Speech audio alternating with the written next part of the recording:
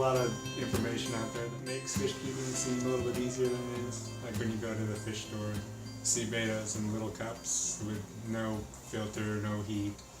Yeah. And so people think that betas are super easy to keep and that you can keep them in basically anything, which isn't necessarily the case. A lot of people recommend getting the biggest tank you can afford because that way changes in your water take longer. So in that sense, a bigger tank is better for beginners, but really it just comes down to keeping your water consistent no matter what size of tank. So you can keep a small tank, and small tanks can be easier. Like I think they're a lot funner and easier to keep just because they're cheaper and you can make them look great really easy.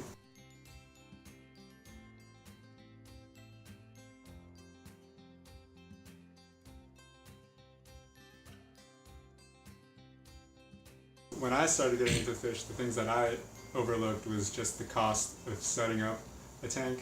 You don't really think about that when you're like going in to get a fish, and then you realize like, oh, I need this for this fish, oh, I need this for this fish.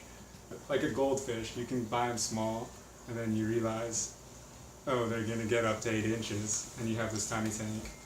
And then you also realize, oh, they poop a lot, so I'm gonna need a lot more filtration, and just stuff like that. My favorite fish right now that I've always had are my dwarf cichlids, and especially my pistogramma. Cichlids are pretty popular and they're from all over the world. So they're South American cichlids, cichlids from Africa, cichlids from Central America. These are my guppies. They breed so fast and it's fun to play with genetics. That's why most people fall in love with them, is you can breed like a yellow to a bluish one and then see what comes out.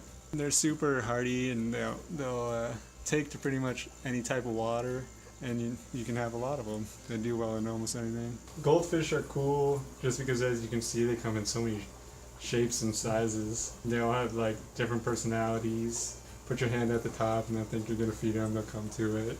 You need a fairly large tank, like two need at least 40 gallons it's recommended, and they produce a lot of waste, so you gotta know how to deal with it. Everyone likes betas just because they're basically bomb-proof and they come in all different colors and usually really cool colors. They range in price from $3, this one's like a $25 fish, and they go even higher than that. And they have lots of personality, they'll flare at anything. This one's a female, so she's not quite as aggressive or wants to show off as much. The great thing about fish keeping is that you can have a whole bunch of variety of fish from all parts of the world in like a tank together.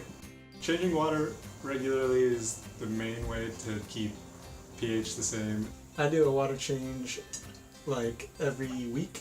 Little tanks usually you do more often. The heavier it's planted, the less often you have to do it. I don't really have to do it that often, but it's just something that I've always done, and it keeps the water nice and clean. My dad always kept fish, and just seeing those fish kind of piqued my interest. And then my friend got me a 20 gallon for my birthday, and that kind of started it.